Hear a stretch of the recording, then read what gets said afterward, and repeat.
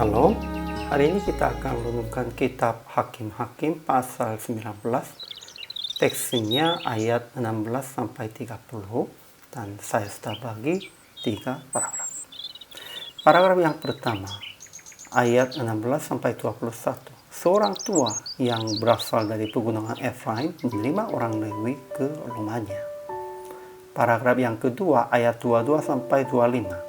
Orang-orang Drusilla datang ke rumah itu untuk memakai orang Lewi, dan orang Lewi membawa guntingnya kepada mereka supaya mereka pakai.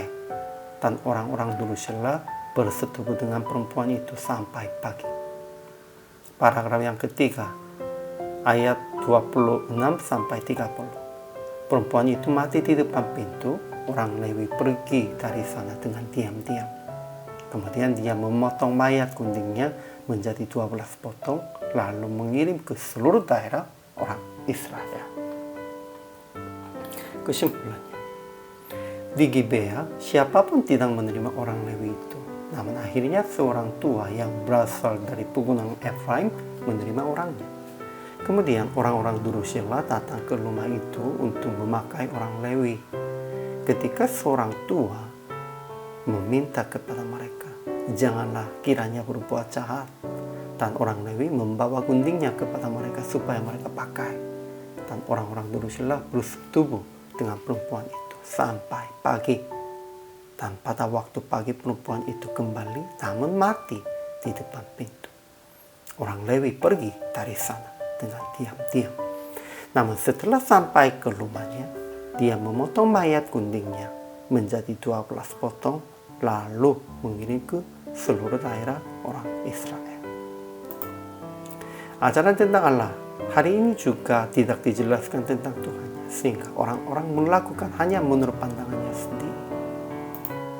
Ajaran tentang manusianya, pertama, dia Gibea, siapapun tidak menerima orang Lewi itu, namun akhirnya seorang tua yang berasal dari pegunungan Efraim menerima orangnya.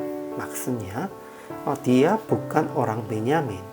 Di sana kota Gibeanya ini kepunyaan suku Benyamin, Bani Benyaminnya. Orang Benyaminnya sudah tidak menghargainya pendatang. Hanya dia juga pendatang dari daerah Efraim. Dia menghargainya sebagai seorang pendatang juga. Kedua, orang-orang Drusilla datang ke rumah itu untuk memakai orang Lewi. Memang mereka sudah melihatnya ada pendatang dan dia sedang masuknya ke rumah itu, dan mereka ingin memakai orang Lewi itu secara seksual, ya, itu homoseksual. Namun seorang tua menawarkan dengan anaknya perempuan dan gunting orang Lewi, ya, kita akan memberikan anak perempuan saya dan gunting itu, ya, itu aja. Dan pada waktu itu orang Lewi mengorbankan guntingnya untuk keamanannya diri sendiri. Memang orang Lewi itu sebenarnya turun sampai Betlehem. Kenapa? Karena dia cintainya gunting dan ingin membawanya dia, namun dia mengorbankannya dia. Ketika orang-orang Drusilla bersetubuh dengan perempuan itu sampai pagi, pada waktu itu mereka sudah jahatnya secara jasmani pun juga. Dan keempat, orang Lewi memotong mayat guntingnya menjadi 12 potong, lalu mengirim ke seluruh daerah orang Israel. Itu untuk keadilan? Bukan, sebenarnya karena dia hatinya sudah jadi panas dan dia ingin membalaskan dendam tentang hal itu. Jadi aplikasinya, pertama, menerima pendatang dengan hati yang baik, sama seperti tamu yang Tuhan mengutus. Ya, kita harus usahakan tentang ini. Kedua, jangan mengorbankan diri orang lain untuk keamanan diri sendiri. Ya, orang Lewi, dia mengorbankan gunting untuk keamanannya sendiri. Namun itu tidak boleh. Kita harus mengorbankan diri.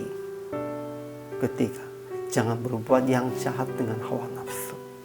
Keempat, jangan membuat emosi orang-orang untuk membalaskan dendam diri sendiri. Ya, dia melalui potongan mayat gunting itu membuat emosi orang-orang Israel. itu untuk keadilan, bukan untuk membalaskan dendam diri sendiri. Itu pun tidak layak. Jadi hari ini PR praktiknya, jangan mengorbankan orang lain. Ini penting untuk keamanan diri sendiri. Ikutilah jalan Yesus yang memikul kayu salib untuk membayar upah dosa kita. Ya, Yesus Kristus pun juga mengorbankan diri. Kita juga harus mengorbankan diri untuk orang lain. Jangan mengorbankan orang lain untuk dirinya sendiri. Inilah hamba Tuhan dan inilah orang Kristen. Hari ini juga selama melayani, Tuhan Yesus memberkati.